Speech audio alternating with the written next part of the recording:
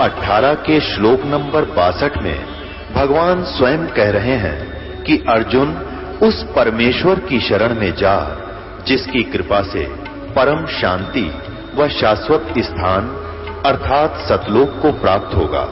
वो परमेश्वर कौन है, कहां है, कैसा है, जानने के लिए कृपया अवश्य सुनिए जगत गुरु तत्वदर्शी संत रामपाल जी महाराज के अमृत वचन। अब जैसे पुण्यात्माओं, आप सिनेमा देखने जाते थे पहले, अब तो नहीं देखेंगे हम। पहले सिनेमा देखने जाते थे 3 घंटे, 3 घंटा का न्यू पता नहीं चला था किस में गए, क्योंकि कभी कुछ देख रहे हैं, कभी कुछ देख रहे हैं, कभी कुछ देख रहे हैं। 1 सेकंड में वो होया पावा था, खत्म होगी भाई। और बस स्टैंड पे बस की इंतज़ार कर ले, 10 मिनट में 20 बार उठेगा, 10 बार बैठेगा, आई किसी आई। तो इस तरह हम जो समाधिस्थ ऋषि होते थे, इनकी काल रोल मारा करता, इन्हें मूर्ख बनाया करता। जैसे किसी भी एक कमल में ये प्रवेश कर गए, एक कमल जैसे टीवी चैनल में कोई चैनल ऑन कर लिया और उसमें जो भी नज़ारे हैं वो यहाँ से बिल्कुल हटकर हैं और वो ऐसे दृश्य हैं यो मन देखता देखता दंग रह जाता है, इसको पता नहीं चलता कितना समय बीत गया।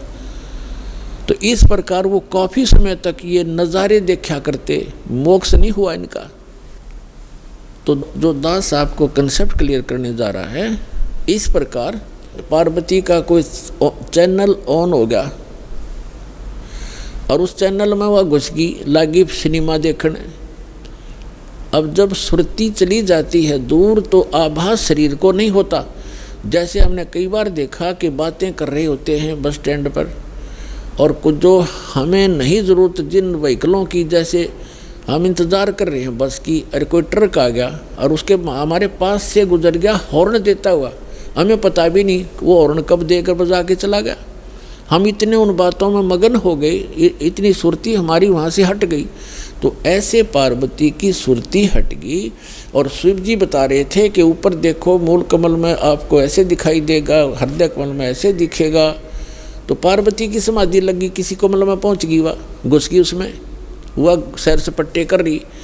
उधर से वो गंदा अंडा जो था तोते का, वो स्वस्थ हो गया भगवान की चर्चा सुन के। और एक महापुरुष के मुख से वो जल्दी असर करती है।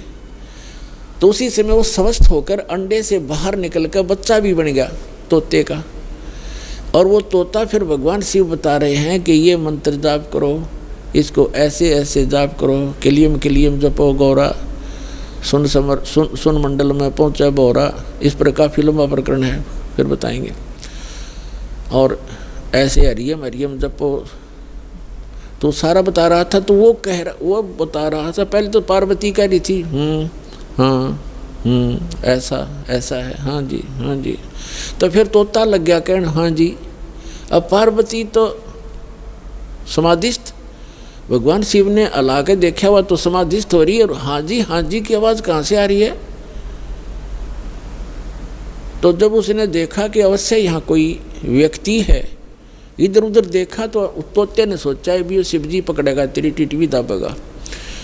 अब वो उड़ लिया, तोता वहाँ से उड़ लिया फर्र दे ही करके। अब शिव जी ने देखा कि इसने मेरा मंत्र प्राप्त कर लिया, और तोता बड़ा बदमाश होता है, यो किताब बोल लेगा इसने।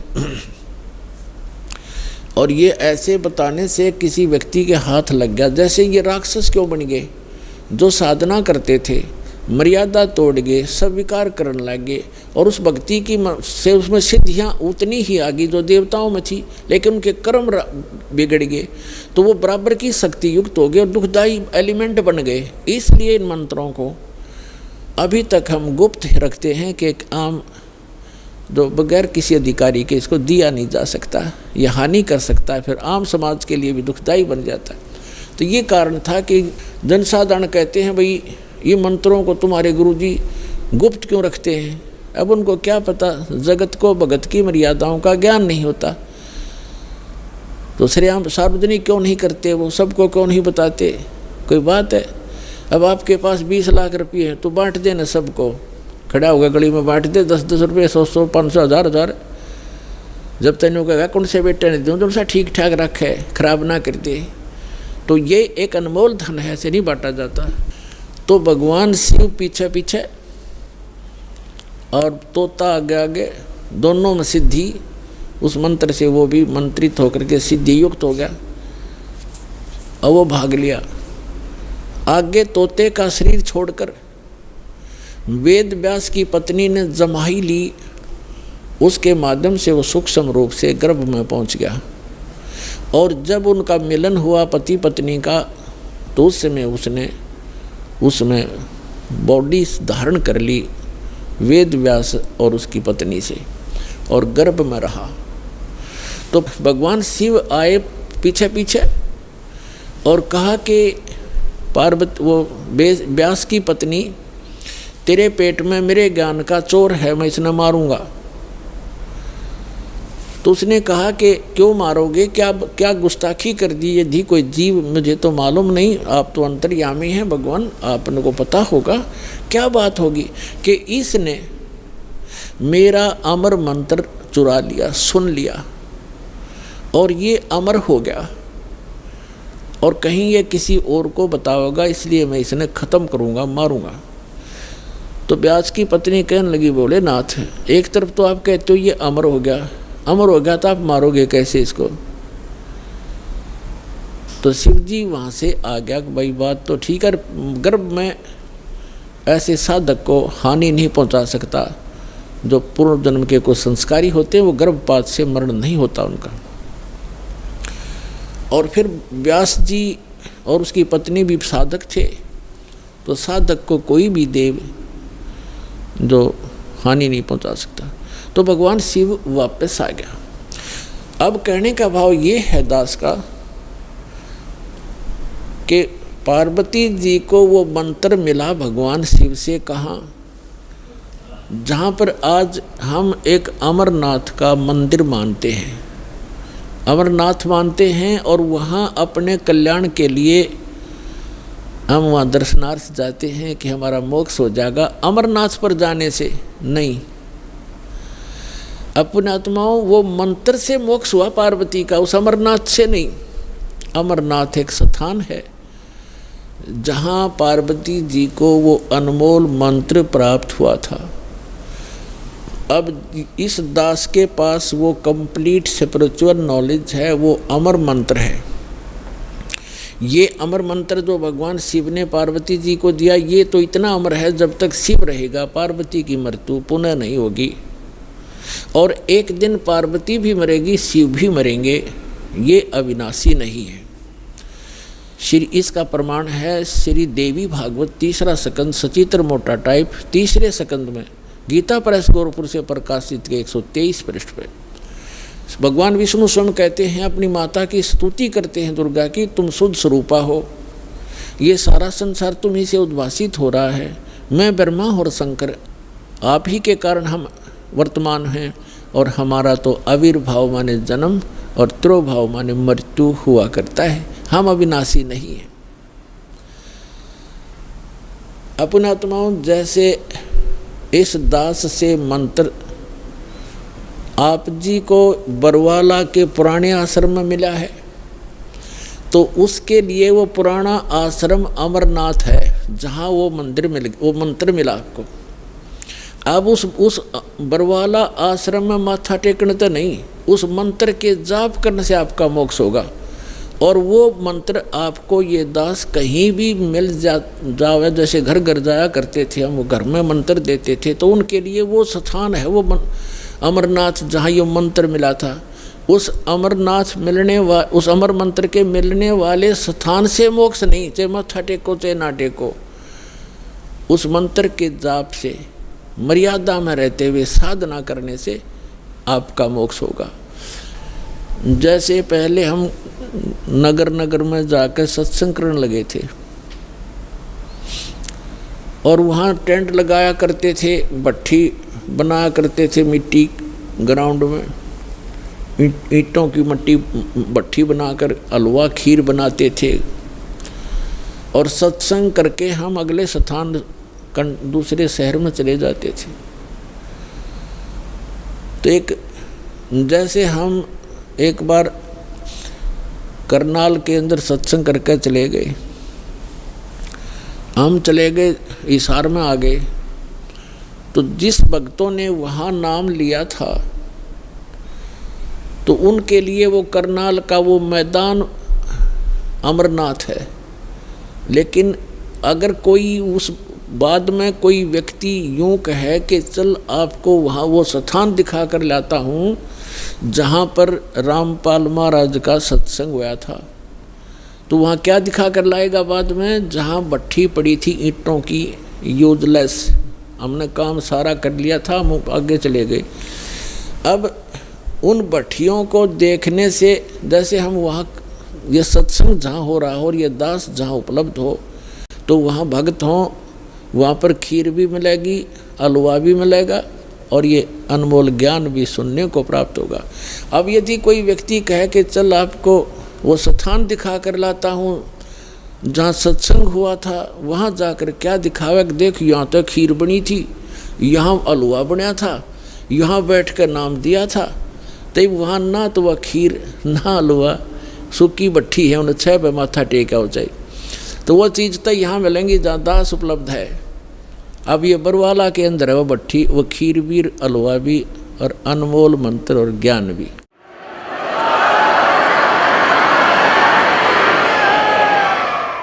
इस प्रकार जितने भी हमारे ये तीर्थ हैं, ये पवित्र यादगारें तो हैं कि यहाँ ऐसी घटनाएं घटी थी, ये केवल यादगार हैं।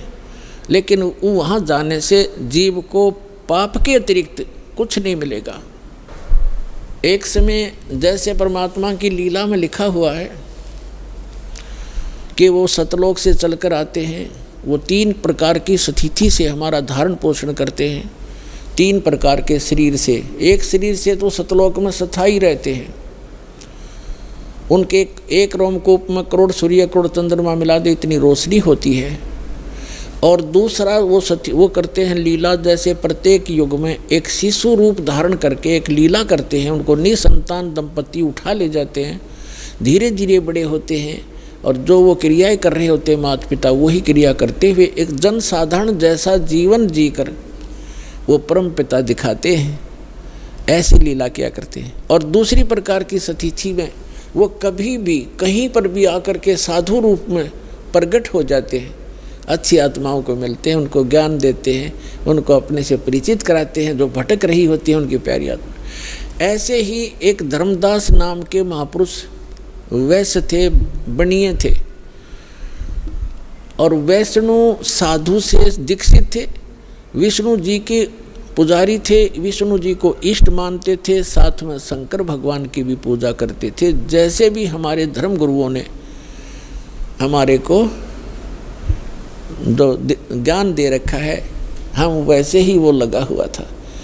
और रूपदास नाम के एक वैष्णव संत से दीक्षित थे। अब उस रूपदास जी ने जैसा भी उस प्यारी आत्मा को गाइड किया, वो उसी तरह समर्पित था।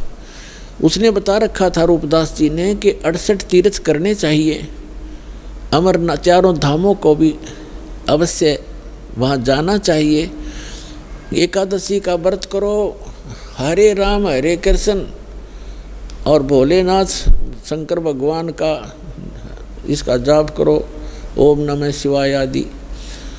तो ये मंत्र जाप करता था। और तीर्थ भ्रमण के लिए वो चले वहाँ से। जब भगवान उनको मिले उस समय लगभग 80-82 वर्ष की उम्र थी, 85 वर्ष की उम्र थी धर्मदास जी की। तीर्थ यात्रा पर गए हुए थे मथुरा के तालाब में, जहाँ भगवान, जैसा कि हमारे धर्मगुरुओं ने बता रखा था कि यहाँ श्री कृष्ण गौ चराया करते थे, इस सरोवर में नहाया करते थे, गौओं को पानी पिलाया करते थे। तो उस श्रद्धा से सभी वहाँ उस तीर्थ पर जाते हैं और फिर गिरिराज के चक्कर लगाते हैं। अपने आत्माओं, ये भोली आत्मा ये तो कहती हैं कि रामपाल तो हमारे देवी देवताओं को, धार्मिक तीर्थों को जो है सब अच्छे नहीं बताता। अब विचार करो, जिस गिरिराज यानी गोवर्धन पर्वत की आप महिमा गाते सुनाते हो, उसकी लीला क्या है। जैसे धर्मदास जी को परमात्मा मिले, फिर उनसे पूछा कि आप ये लंबी वार्ता है, समय थोड़ा है, लेकिन आज जो दास बताना चाहता है कि तीर्थों पर और इन ऐसे यादगार स्थानों पर जाने से जीव का मोक्ष नहीं और केवल पाप ही होते हैं, पुण्य नहीं। क्योंकि पुण्य तो इसलिए नहीं कि शास्त्र, वो श्रीमद् भगवद गीता में वर्णन नहीं उसका, और जो शास्त्र में वर्णित साधना नहीं है वो अध्याय नंबर 16 के गीता के मंत्र 23 में स्पष्ट ही कर दिया है कि शास्त्र विधि को त्याग कर जो मनमाना आचरण करते हैं उनको कोई लाभ नहीं होता, ना सुख होता, ना गति होती, और ना उनको कोई सिद्धि प्राप्त होती, यूजलेस। तो धर्मदास जी को परमात्मा एक जिंदा महात्मा के रूप में मिले। पहले तो तालाब में नहाए, फिर विष्णु जी की एक मूर्ति शालिग्राम था, उसको नहाया धोया, नए कपड़े पहनाए, पुराने कपड़े धो कर सुखा दिए भगवान के, फिर धूप दीप दे करके उसको जो ऐसे धूप धाप दे कर लग गया गीता का पाठ करने। परमात्मा निकट से बैठ के 20-30 फुट की दूर 50 फुट की दूरी पे और ध्यान से सुन रहे हैं, जैसे बहुत अच्छा लग रहा है। धर्मदास जी ने भी उस दिन एक अध्याय करा करता पाठ था, उस दिन 4-5 मोटे मोटे से 4-5 अध्याय सुना दिए। ये जान करके ये सामने बैठा एक मुसलमान हमारे धार्मिक ग्रंथ ज्ञान से कितना प्रभावित है। जब सारा कुछ सुना लिया, जब भगवान निकट आकर बैठ गए और कहा, हे महात्मा जी, मैं भटकी हुई आत्मा हूँ, देखो पुण्यात्माओं, हमारे पिता ने हमारे तक पहुँचने के लिए कितना कैसे छल छिद्र करने पड़ते हैं, क्योंकि काल ने हमारी इतनी बुद्धि खराब कर दी इस गलत ज्ञान से, और यह झूठे सुख में इतने रंग दिए। ब्रह्मा विष्णु महेश को इष्ट मानकर हमारी पूजा में, इनकी पूजा में दृढ़ कर दिए। तो अपने आप को एक दास कहते हैं, अज्ञानी कहते हैं, और उस जीवात्मा को विद्वान कहते हैं, महापुरुष कहते हैं और महाराज कहते हैं, क्योंकि वो वैष्णव परंपरा से दीक्षित हो गया था और चौथे आश्रम में चल रहा था, संन्यास ले चुका था लगभग, यानी संन्यास का मतलब भगवान की भक्ति में ही ज़्यादा रहता था। तो उसको कहते हैं भगवान के, हे महाराज जी, मुझे कुछ ज्ञान सुना, आपका बहुत अच्छा ज्ञान लग रहा था मुझे, लेकिन मैं समझ नहीं पा रहा था। तो फिर लगा धर्मदास जी ने बताया कि 68 तीर्थ करने चाहिए, रामकृष्ण का जाप करना चाहिए, ओम नमः शिवाय का जाप, यानी भगवान शिव की भक्ति करनी चाहिए। तो भगवान ने कहा कि मुझे आप अपना दीक्षा दे दो, मुझे मैं कुछ भक्ति कर लूँ। तो धर्मदास जी ने कहा कि मैं दीक्षा देने का अधिकारी नहीं हूँ और ऐसे कोई दीक्षा देने से कोई लाभ नहीं होता, मैं आपको अपने गुरुजी रूपदास जी से मिला दूंगा, आप उनसे दीक्षा ले लेना। और बगैर किसी आज्ञा से, अधिकारी से, ना दीक्षा लेने वाले को लाभ, देने वाले को पाप गणा, मैं नहीं कर सकता ऐसी गलती। तो तब तक परमात्मा ने कहा कि मेरी कुछ शंकाओं का समाधान कर दो ताकि मैं आपके गुरुजी के पास जाकर दीक्षित हो सकूं। ये क्या बताने लगा धर्मदास के, हम कोई जीव हिंसा नहीं करते, हम कोई जीव हिंसा नहीं करते, हम तो वैष्णव साधु हैं, हम मांस वास नहीं खाते। तो परमात्मा ने कहा कि देखो, आप यहाँ क्या क्रिया की आपने, कि गिरिराज का एक पूरा चक्कर लगाया मैंने, इस गोवर्धन का चक्कर लगाया है, और आज यहाँ रुका हूँ, और इस भगवान के ये धाम है, ये तीर्थ है मथुरा का, इसमें स्नान किया है। इसमें स्नान करने से बड़ा पुण्य होता है, बड़े इसमें लाभ होता है, मोक्ष होता है, और गिरिराज का जो चक्कर लगाने से जीव का कल्याण होता है। परमात्मा बोले कि आप गीता को सत्य मानते हैं? कहाँ जी मानता हूँ। आप नाम क्या जपते हो? हरे राम हरे कृष्ण कृष्ण कृष्ण हरे हरे, राधे राधे श्याम मिला दे। क्या ये मंत्र गीता जी में है? कि नहीं, जो गुरु मंत्र दे दे उसी से लाभ होगा। गीता अध्याय नंबर 16 के श्लोक नंबर 23 में लिखा है कि शास्त्र विधि को त्याग कर, आप ही पढ़ रहे थे अभी, भगवान ने कहा जो मनमाना आचरण करते, अपनी मनमुखी जो मंत्र जाप करते हैं वो यूजलेस है, ना उनको सुख होता है, ना कोई गति होती है, ना उनको कोई सिद्धि प्राप्त होती। आप तो गीता को पढ़ते हो, करते हो इसके विपरीत हो, आप विधान तोड़ रहे हो। और गीता का ज्ञान किसने बोला? महात्मा परमात्मा ने कहा कि श्री कृष्ण जी ने बोला, अच्छा श्री कृष्ण श्री कृष्ण कौन है? कि विष्णु जी। विष्णु जी की मृत्यु होती है कि नहीं? वो तो अजरो अमर है, वो परमात्मा सर्वशक्तिमान। अच्छा, गीता जी का ज्ञान दिया, श्री विष्णु कहो चाहे श्री कृष्ण कहो, आपके शब्दों में। हाँ जी, हाँ जी। तो गीता अध्याय नंबर 4 के श्लोक नंबर 5 और 9 में आप ही पढ़ रहे थे। ये खुद कहता गीता ज्ञानदाता कि मेरे और तेरे अर्जुन बहुत जन्म हो चुके, तू नहीं जानता, मैं जानता हूँ। दूसरे अध्याय के 12वें श्लोक में आपने पढ़ा, यानी परमात्मा ने ये संकेत में बताया कि अभी आप पढ़ रहे थे, वो खुद कह रहा है कि मेरी जन्म मृत्यु होती है। ये 10 श्लोक बता रहा है आपको। और 10वें अध्याय के दूसरे श्लोक में कहा कि मेरी उत्पत्ति को ना ये देवता जानते। सतब हो गया, एकदम जैसे सुन हो जाकर, और आप कहते हो यह जरूर है। और ये खुद कहता 18वें अध्याय के 62वें श्लोक में कि यदि तूने पूर्ण मोक्ष चाहिए तो उस परमेश्वर की शरण में जा, उसकी कृपा से तो परम शांति को, सनातन परम धाम को प्राप्त होगा। वो परमात्मा कौन है उसके बारे में बताओ मुझे, तब मैं दीक्षा लूँ तुम्हारे से। तो नाराज हो गया भगवान, नाराज हो गया कौन? धर्मदास। कि तो आप तो हमारे देवी देवताओं को हे बताते हो, आप तो मुसलमान हो इसलिए। परमात्मा बोले मैं नहीं बताता, आप ये बताइए मुझे कि ये गिरिराज की आपने परिक्रमा की, ये कथा सुना दे मुझे। धर्मदास जी ने सुनाया ने, एक बार ना यहाँ देवी देवताओं की पूजा हुआ करती थी, और भगवान कृष्ण ने ये कहा कि इन देवी देवताओं की पूजा बंद करो, इंद्र की पूजा भी बंद कर दो, केवल एक परमात्मा की भक्ति करो। जिससे एक शुद्ध होकर के इंद्र ने इतनी जबरदस्त वर्षा कर दी, 96 मेघ माला, 96 करोड़ मेघ माला एकदम वर्षा दी, मूसलधार वर्षा होगी। तो भगवान शिव ने, कृष्ण ने इस गिरिराज को उठा लिया था हाथ पे, और सारे ब्रज की रक्षा कर ली, सारा इंद्र बरस लिया, सारा वर्षा हो ली, कोई खूब मुसलधार, लेकिन एक बूंद भी नीचे नहीं आने दी। इस गोवर्धन के ऊपर ही सोख दी भगवान ने। परमात्मा बोले थारी बुद्धि ले गए चोर। अब तेरे कृष्ण जी कहने लग रहे देवी देवताओं की पूजा मत करो, देवताओं के मुखिया इंद्र की भी पूजा छुड़वाई उन्होंने, और तम इन देवताओं के चपट रहे, और फिर मैं देवताओं की थरी बेइज्जती करता हूँ। और जिस जोड़ में तू ना आया, इसमें इसने तो छोड़ कर वो चले गए। श्री कृष्ण द्वारका में रहा करते थे, वहाँ जाओ ना वहाँ गड्ढो तुम। अब वो द्वारका भी ना रही, वो समुद्र में डबो दी, इसलिए डबो दी थी कि यहाँ धक्के खाना होंगे ये बोली आत्माएं, मोक्ष होगा भक्ति से। अपने आत्माओं ये ज्ञान है, अभी तक हमने अज्ञान भर रखा था अपने अंदर। ये काफ़ी लंबी कथा, लेकिन शॉर्ट में जो दास बताना चाहता वो इतना ही है।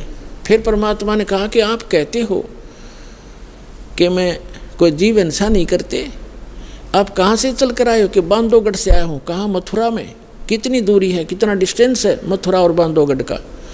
धर्मदास जी ने कहा यानी 250-300 मील होगा, कोस, पहले कोस चलती थी, यानी 850 किलोमीटर डिफरेंस है मथुरा और बांधवगढ़ का। तो परमात्मा ने कहा किस साधन से आए आप? धर्मदास जी ने कहा मैं पैदल आया हूँ महात्मा भाई, पैदल आया हूँ जिंदा महात्मा जी, मैं पैदल आया हूँ। तो परमात्मा ने कहा वहाँ से लेकर इस मथुरा तक आपने कितने जीव मार दिए, गिनती नहीं हो। और इस तालाब में नहाए, इस मथुरा के इस तालाब में नहाए, ये लोटा पानी का भर के लाए हो आप, देख इसमें कितने जीव जंतु। ये तो इस 2 लीटर पानी में इतने, और उसमें जिसमें आप मल कर नहा रहे थे, कितने जीवों का कचूमर काट दिया धर्मदास, करोड़ों जीव मार दिए इतने। और इंतजार तुम कहते हो मोक्ष होगा, तुम तो पाप के भागी होगे। पृथ्वी ऊपर पग जो धारे है, करोड़ जीव एक दिन में मारे। कहते सत्य ब्राह्मण की है हत्या, जो चौका तुम देवो नित्या। ब्राह्मण संस हत्या जो होई, जल स्नान करत हो सोई। अब जैसे आपके शास्त्रों में कहा है कि ब्रह्म हत्या का पाप बहुत भारी होता है, जीव हिंसा ब्रह्म, और जैसे जीव हिंसा ब्रह्म का होता है, वैसे भक्त को मारा जाए और जीव हिंसा होती है। तो कहते एक जो तुम ये खाना बनाने से पहले मिट्टी और गोबर से वो स्थान लिपा जाता था। और कहते हैं आपने जो ये चौका लिपा है जहाँ रोटी बनानी थी, इतने पोर्शन में 1000 करोड़ जीव मार दिए। कहते हैं कि पृथ्वी ऊपर पग जो धारे, करोड़ जीव एक दिन में मारे। जैसे आप सारा दिन घूमते फिरते हो, एक दिन में आप करोड़ों जीवों को नाश मार डालते हो। और कहते हैं 70 ब्राह्मण की है हत्या, जो चौका तुम देवो नित्या।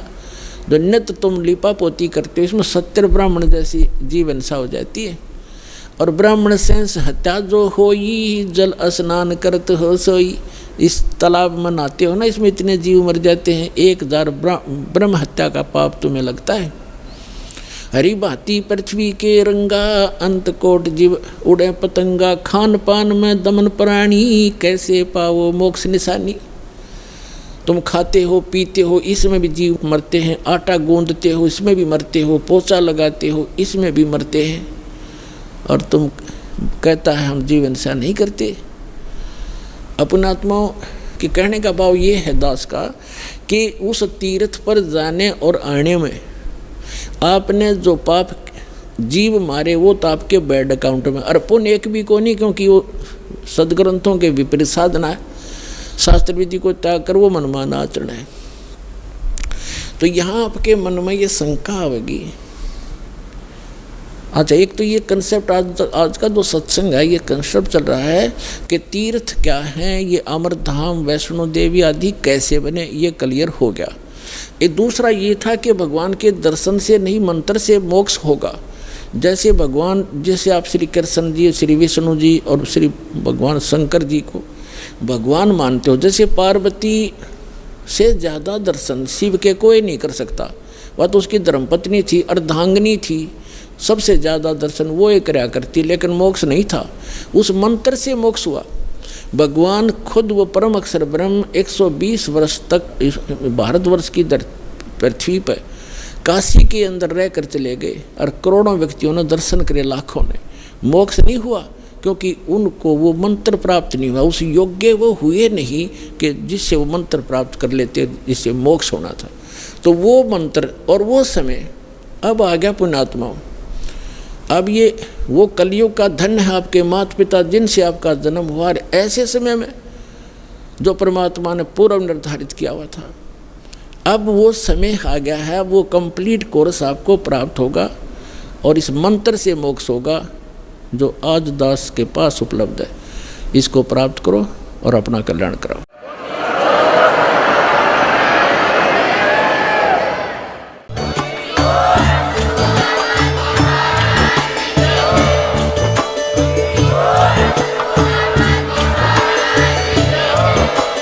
आप सुन रहे थे जगत गुरु तत्वदर्शी संत रामपाल जी महाराज जी के मंगल प्रवचन। अधिक जानकारी के लिए विजिट कीजिए हमारी वेबसाइट www.jagatgururampalji.org। संत रामपाल जी महाराज जी के शुभ आशीर्वाद से पूरे विश्व भर में 500 से भी ज्यादा नाम दीक्षा केंद्र हैं, जिन पर संत रामपाल जी महाराज जी द्वारा ऑनलाइन निशुल्क नाम दीक्षा दी जा रही है। अपने नजदीकी नाम दीक्षा केंद्र का पता करने के लिए संपर्क करें 8222880541।